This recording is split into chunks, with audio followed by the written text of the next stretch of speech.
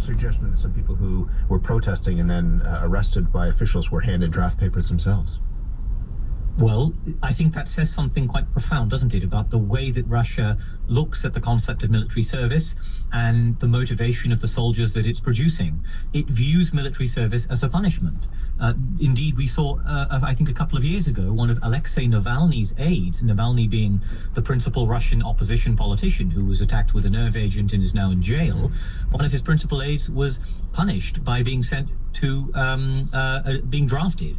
And the troops that will be the result from this will be sullen, resentful, unmotivated, and will be of very limited effectiveness on the battlefield itself. So I think we're going to get a lot of warm bodies, but my big question is, are we going to get coherent military units that have officership, arms, equipment, that can be fueled, that can be supplied, and above all, that have the will to fight? And I think that that's a big a point of doubt for the Russian armed forces right now. Do you think Putin will get more people in the streets protesting these decisions? Again, the danger of protesting is that you could end up in grave danger, physical, or now perhaps being sent to the front lines. But is what we're seeing right now going to motivate more Russians to stand up in the face of this mobilization and in the face of this war? I think it absolutely will, because this is just the beginning. This is not going to fix his military problems, and they'll have to recruit more people. And this war has been sustainable for the Kremlin because it hasn't really touched the metropolis. It hasn't touched the big cities, and it allowed them to continue with their lives, perhaps with slightly higher prices for, Parmesan cheese or something, but no real fundamental disruption to their lives. Now people will have husbands, brothers, uncles, sons who are being sent to conflict, sent to die in fairly substantial numbers in a war that is not just a stalemate, but as of last month, as of the last few weeks, is in a very tangible sense being lost, as we saw with the Ukrainian offensive in Kharkiv in the northeast. And I think that that's going to provoke more of these displays of resentment. And it isn't just among ordinary people. We're seeing Russian elites push out. We saw a very famous Russian singer, one of the most famous singers of the Soviet era, call out against the war in the last few weeks. I think that the Kremlin is storing up some really serious political problems for itself that are going to get worse and worse. What's the thinking behind the referendums that are happening? People have dismissed these around the world as sham votes, but you've heard President Putin and others talk about the importance of that and the fact that he would defend the territories that he believes to be Russian territories with nuclear weapons if it came to that. What's the thinking behind the referendum? I think you've outlined that in your question, in a sense. It's the idea that Russian troops are in trouble in Donbass itself. And Donbass, which is made up of the two provinces of Donetsk and Luhansk in eastern Ukraine, this was the avowed rationale of this conflict. If you remember right at the beginning, it was to liberate Donbass in Putin's words. Now, with Kharkiv lost and Izium lost, which is a very key rail hub in Kharkiv province, the whole Russian position to the south in Donetsk, which they don't control in large part, and Luhansk, which they do, is in trouble. In the last few days, the Ukrainians have pushed into Luhansk in a city called Bilohorivka, we've seen just west of Severodonetsk, which was, of course, captured at great cost to Russia a few months ago. And one of the motivations behind this annexation is to be able to say, look, this is now Russian soil, and if you, Ukraine, attack it, we will bring nuclear weapons potentially to bear. It's saber-rattling. There are other motivations too, which are to say, for example, you can only send conscripts in Russia to Russian soil. You can't send them abroad. But if Luhansk and Donetsk and Kherson and Zaporizhia provinces in Ukraine are all suddenly redefined as Russia, well, hey presto, suddenly you can send Russian conscripts to those places without a legal problem. So there may be some chicanery involved here as well. We just have a minute or so left. You talked about saber-rattling. How seriously should the world take the threat of nuclear weapons? He's made this threat. Putin has made this threat before. Is he bluffing this time? I take it seriously, but not literally. Ukraine has attacked Crimea, Russian claimed territory, and it's attacked Belgorod, actual Russian territory, with missiles, special forces, helicopter raids, numerous times over the course of this war. And hey, we haven't had an apocalyptic reaction. So while we should be cautious, we should be careful, I don't think we need to literally fear annihilation around every turn, every time Putin opens his mouth. I guess it just feels to some people who are watching this from a distance as an unnerving escalation.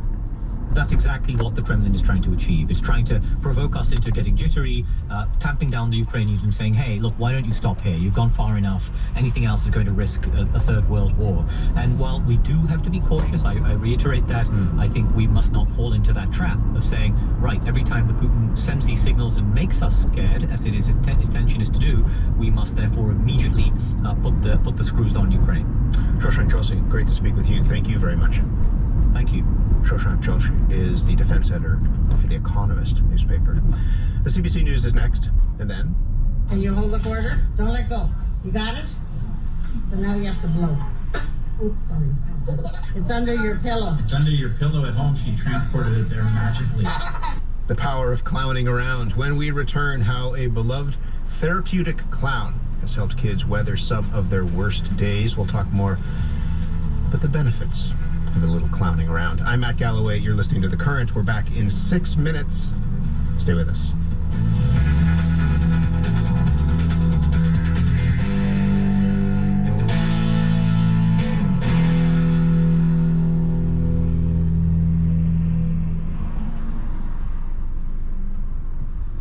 This is CBC Radio 1, 89.1 FM in Waterloo Region.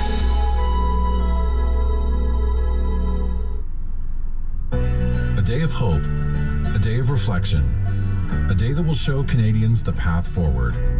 From 6 a.m. to midnight, CBC Music honors the National Day for Truth and Reconciliation with a full day of programming featuring Indigenous artists and composers. And join me, Jared Martineau, for a very special concert. Reclaim presents Come Toward the Fire, Friday, September 30th on CBC Music and on the CBC Listen app. The CBC News is next. Coming up in an hour, it's Q. Black Thought is one of the greatest hip-hop MCs in history. You might know him from The Roots, who in addition to being legendary in their own right, are also The Tonight Show's house band, but he's also a legendary freestyle rapper, and Black Thought is going to tell you how those skills come through on his new solo record. From CBC News, it's The World This Hour. I'm Joe Cummings. The protests continue in Russia in the wake of the Kremlin calling up 300,000 reservists to bolster the Russian war effort in Ukraine.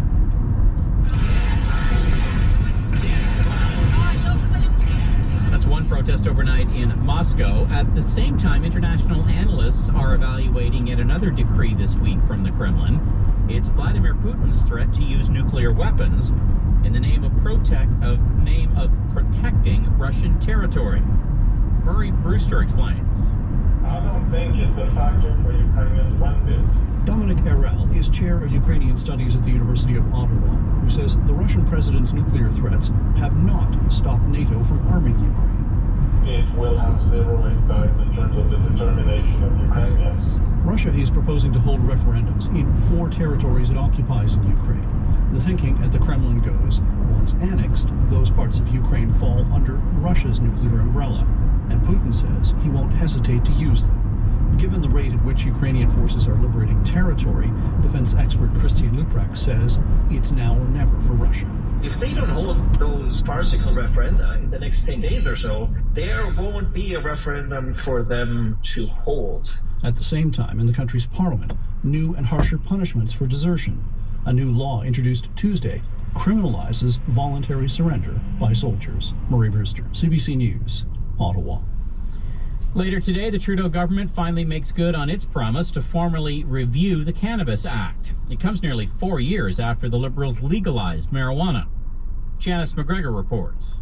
The Liberal Party's commitment to legalizing marijuana appealed to an awful lot of voters back in 2015, but the legislation required that the health minister had to review the effects of cannabis legalization, in particular the effects on young people, on Indigenous communities, and how allowing cultivation in private homes was working out too. You know, the potential economic benefits of turning a black market commodity into a regulated drug, that helped make the case for legalization in the first place. And the Cannabis Council of Canada Canada now says this sector contributes $45 billion annually to Canada's GDP. But the review also has to consider things like a recent study that reported the rate of hospitalizations for children under 10 with cannabis poisoning more than 6 times higher 3 years after legalization. Advocates believe no longer prosecuting drug users as criminals has societal benefits. But this review also has to tally the costs. Janice McGregor, CBC News, Ottawa. In the midst of the province's Alberta is Calling ad campaign, the aerospace giant de Havilland has announced it is leaving Toronto for the Calgary area. Erin Collins has the details. During our first 94 years, we've produced some of the finest aircraft ever built. Sherry Brightson, proud of her company de Havilland Aircraft's storied past. For nearly a century, the company's iconic planes, including the Twin Otter and Dash 8, were made in Toronto. The last plane rolled off the lines there in March. The Toronto factory shuttered. De Havilland Aircraft of Canada Limited intends to build a new production facility here in Alberta. That facility will be built about 30 minutes east of Calgary. Construction could begin as early as next year. Amber Link is the reeve of the rural home to the new plant. For choosing Alberta and continuing to choose Canada. The new manufacturing facility will take at least a decade to be fully built out and could employ as many as 1,500 people once complete. Erin Collins, CBC News, Calgary. A rescue effort to save dozens of beached pilot whales continues on the coast of Tasmania. As many as 200 are believed to have died, but 32 have been rescued. The rescue operation is being carried out by Chris Carlion. They are stressed, they're highly social, so they're communicating to each other. They're just so far out of their natural environment. This is the second mass beaching of its kind in a matter of days in Australia. And that is the world this hour. The Environment Canada weather forecast for Waterloo Region and Wellington County. Today we'll have a mix of sun and clouds, slight chance of showers, but that is expected to clear early this afternoon. It'll be quite windy today, winds gusting up to 50 kilometers an hour. High 14. Tonight will be mainly cloudy with a low of +2, and with that low comes a risk of frost. Tomorrow will be a mix of sun and cloud, high 15, and then the evening will be cloudy with a low of +5. And that's your Environment Canada weather forecast. Good morning, I'm Matt Galloway, and you're listening to The Current.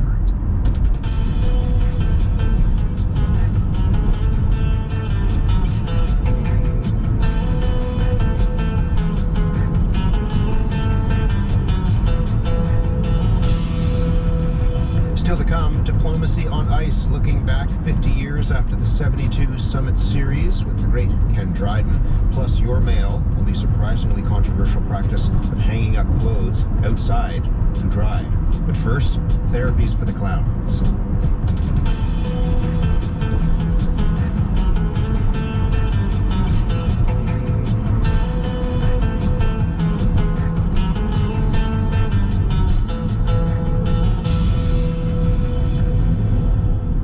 For more than 20 years, the Children's Hospital of Eastern Ontario, also known as CHEO, has enlisted the help of a specialist to treat some patients. The specialist's name is Molly Penny.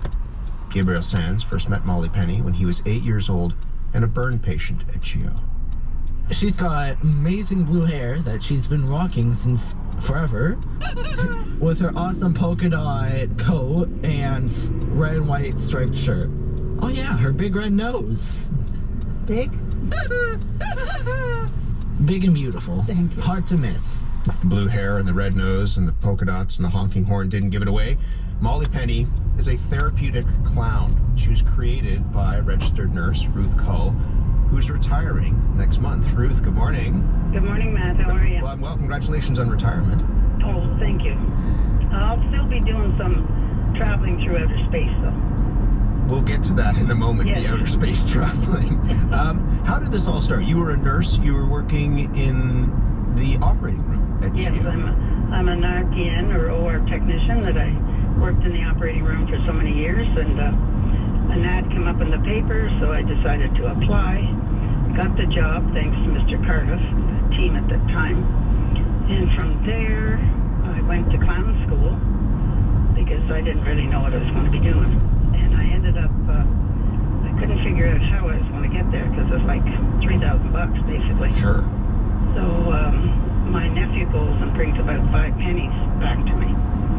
And that was the start of why, that's why my last name is Molly Penny.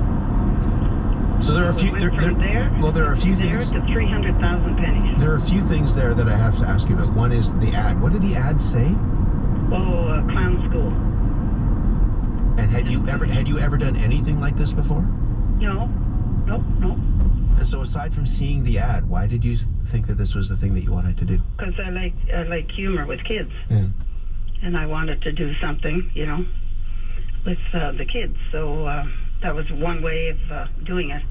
But they were, unfortunately for me, they were not theater clowns. They were theater clowns, mostly the Shriners and stuff, that kind of scenario. So I just didn't want to go that route. So that's how I got into the hospital. Now, what did you learn in clown school that you could apply in the hospital? Pardon? What did you learn in clown school that you could apply in the hospital? Oh, probably nothing. I've kind of done a lot on my own. Like working with the kids. I really do, but I work solo, which is by myself. So I have to use the families and the staff and housekeeping, everybody that works with me towards the benefit of the child, So tell us what happens. I mean, take us into one of the rooms. What do you actually do in the hospital? Well, I can go in a room and, like Brenda or Michelle, they were my constant, and Maureen too, of course. They were my constant. If the kid wasn't doing stuff that they wanted to do, I'd go in and I'd just sit there sometimes. And Brenda would come in later and she says, "Is this clown bothering you?" So then we'd get into a little discussion about, "I'm not bothering you," and that kind of stuff. Pretty soon the kid would be laughing and trying to figure out what is going on here. And then Mom would come onto the scene. She'd be sitting there too. She'd be laughing.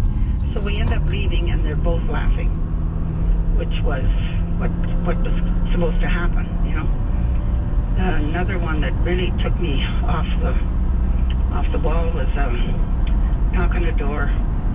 Child is sleepless. Mom's in there. She's crying. She's sobbing. And I think, "Can I do something for you?" And she said, "No," just shook her head. And I said, "Can I come in?" So I must have sat for half an hour with her talking about her day.